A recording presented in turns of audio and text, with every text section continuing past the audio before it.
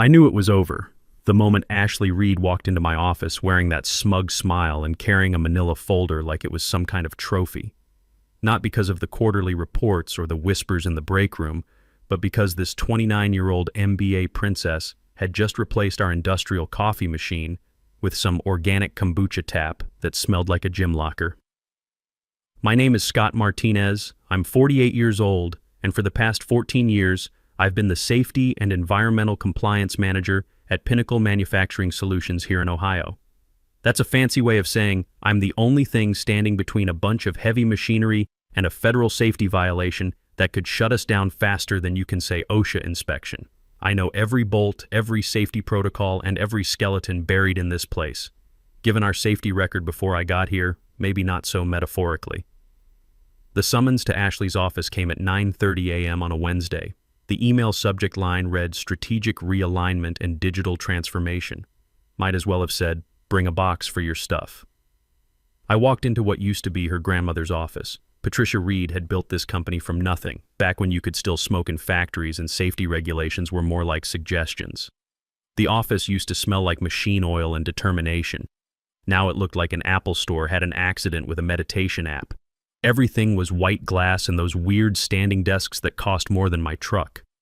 Ashley was sitting behind a desk that probably cost more than I made in 2 months, vaping something that smelled like cotton candy and bad decisions.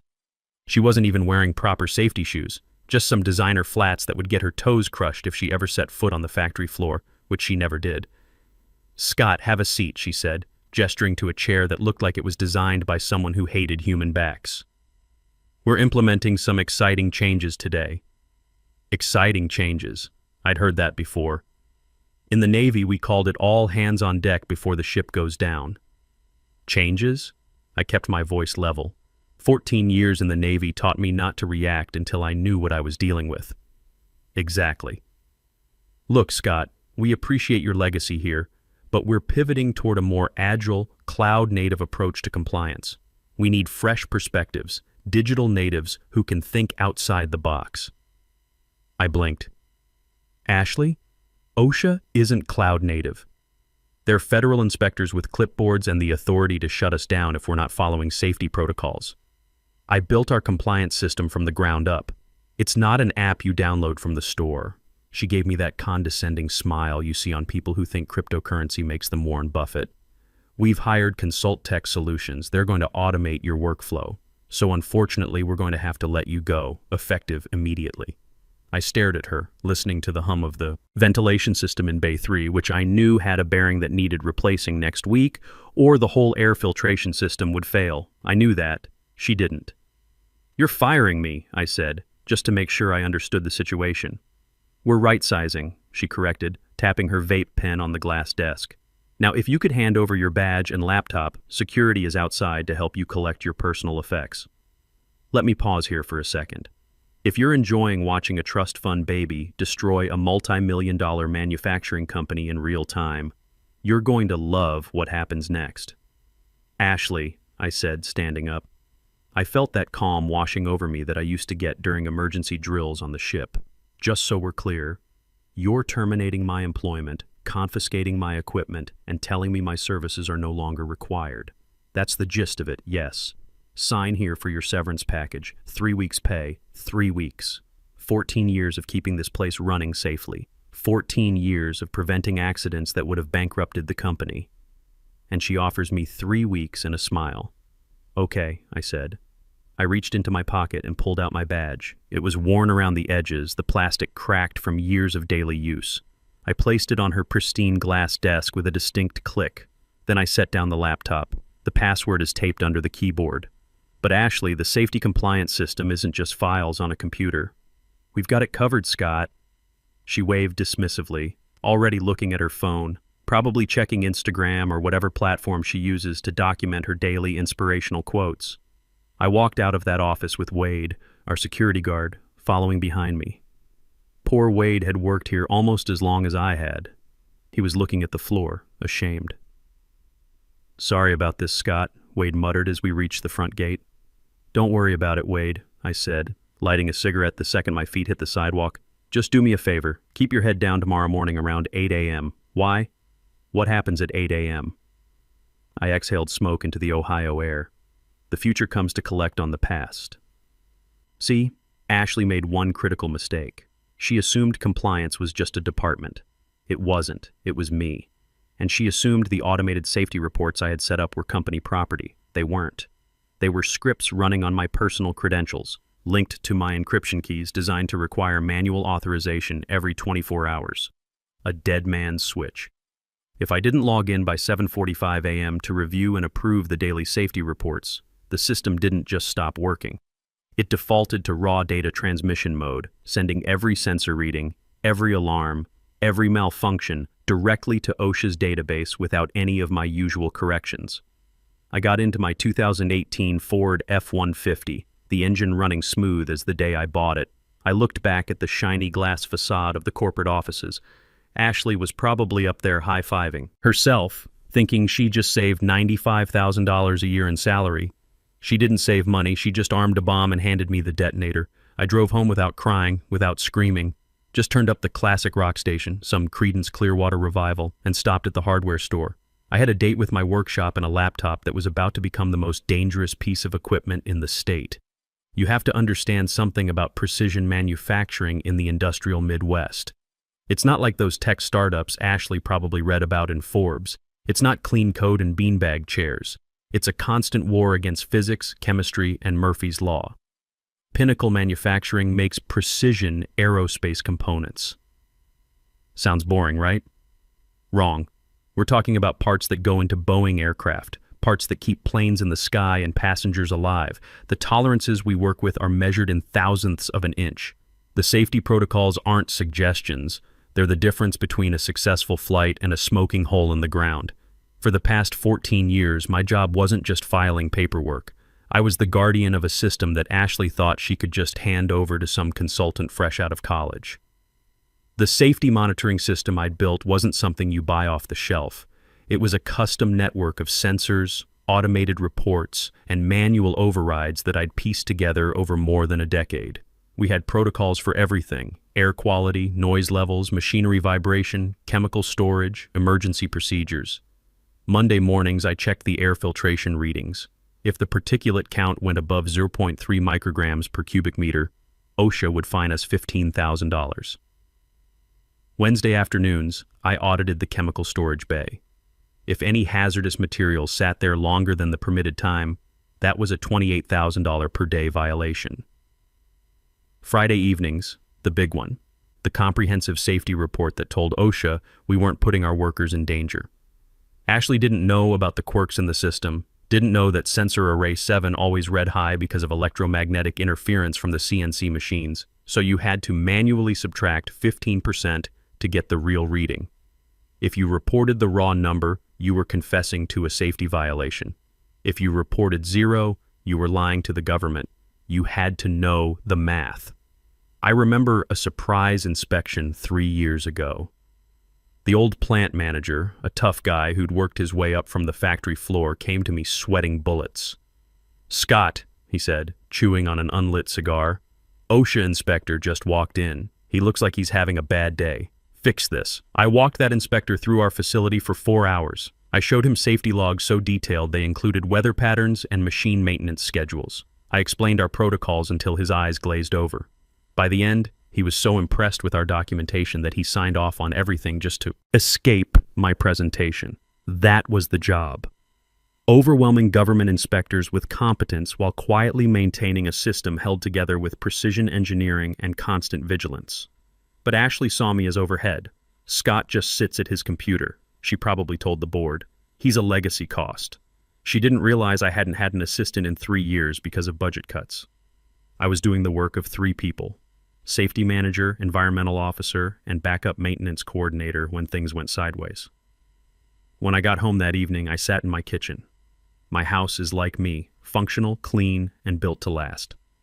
I poured myself a beer and looked at the clock. 6 p.m. At the plant, the night shift was starting. Right about now, the thermal systems usually spiked. The alarm would normally go off in my office, and I'd remotely adjust the cooling systems. I stared at my phone. No alerts, because I didn't have access anymore. I imagined the alarm blaring in my empty office. I imagined Ashley walking by, hearing it, and assuming someone else would handle it. But there was no someone else. The consult tech team wasn't due to arrive until Monday. Ashley had created a 4-day gap where nobody was watching the store. And then there was my masterpiece, the cloud reporting system. OSHA requires continuous monitoring of workplace safety conditions. Since our hardware was older than some of our employees, it couldn't communicate directly with federal databases. So I'd written custom software. The sensors talked to our local servers, my software compiled and corrected the data, then uploaded it to a secure cloud account that OSHA accessed every morning at 8 a.m. sharp. But here's the thing. The cloud account was registered under my name, on my personal credit card. Why? Because corporate IT took 6 months to approve new software purchases, and I needed it running immediately to avoid violations. So I did what any competent person does. I made it work. Ashley fired me and took my company laptop, but she didn't ask for the password to the cloud system. She didn't even know it existed. Sitting in my kitchen, I opened my personal laptop.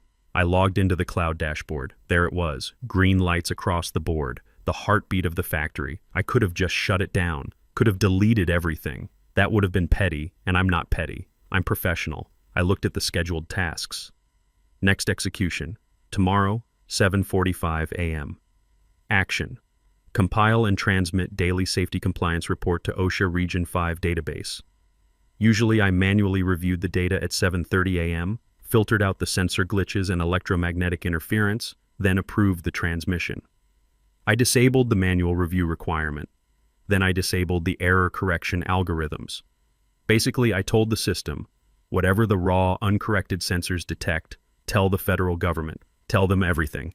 I took a long drink of beer. It tasted like justice. There's a specific kind of quiet that comes when you know a storm is brewing. It's not peaceful, it's heavy, like the air before a tornado. I spent the evening doing normal things, which felt surreal. I fed Max, my German Shepherd rescue. I watched the news. I grilled a burger and ate it on the back porch, listening to the sounds of the neighborhood settling in for the night. All the while, my laptop sat open on the dining room table, the screen glowing like mission control. I checked the raw data streaming from the plant. Without my daily corrections, the numbers were getting interesting. The air quality in Bay 2 was reading 0.45 micrograms. The limit is 0.3. That's a violation. The noise levels in the stamping section were hitting 92 decibels. OSHA limit is 85, another violation. And the best one, the chemical storage sensor in Building C was throwing error code 4472, sensor malfunction, unable to determine safe status. When the system detects a sensor malfunction, my protocol was to hold the report and alert the manager, me, to physically check the situation. But without error correction active, the system defaults to OSHA emergency protocol. You know what OSHA's emergency protocol is for unknown chemical status? Assume worst case scenario until proven otherwise. Tomorrow morning, my computer was going to tell the federal government, we don't know what's happening in our chemical storage area, so assume we're violating every safety regulation in the book. I slept better than I had in years. No 3 a.m. anxiety about missed inspections or potential violations. For the first time in 14 years, whatever happened at that plant wasn't my responsibility. I woke up at 6:30 a.m. out of habit. For a moment, I panicked, thinking I needed to rush to beat the morning traffic.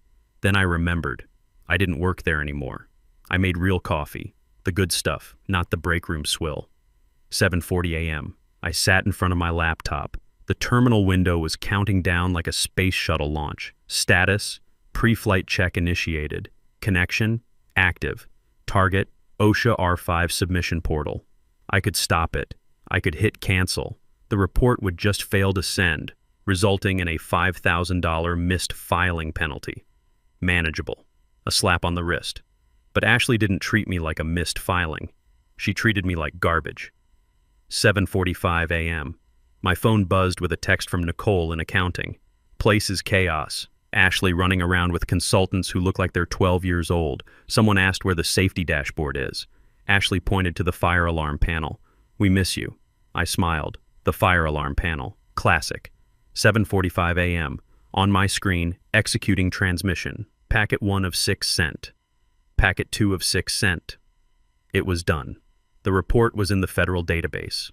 a legally binding document stating that Pinnacle Manufacturing was currently operating in violation of the Occupational Safety and Health Act, the chemical storage regulations, and basic common sense.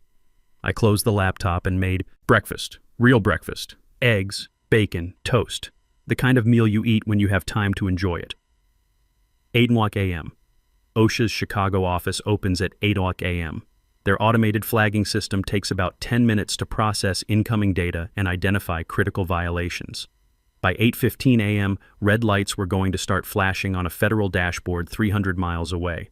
By 8:30 a.m., a human being named Agent Ryan Kellerman, I knew Ryan, he was thorough and had zero sense of humor about safety violations, would see those red lights. By 9:00 a.m., the field response team would be dispatched. I sipped my coffee and watched the morning news. The quiet in my house was beautiful. The chaos was about to start, but for the first time in 14 years, it wasn't my chaos.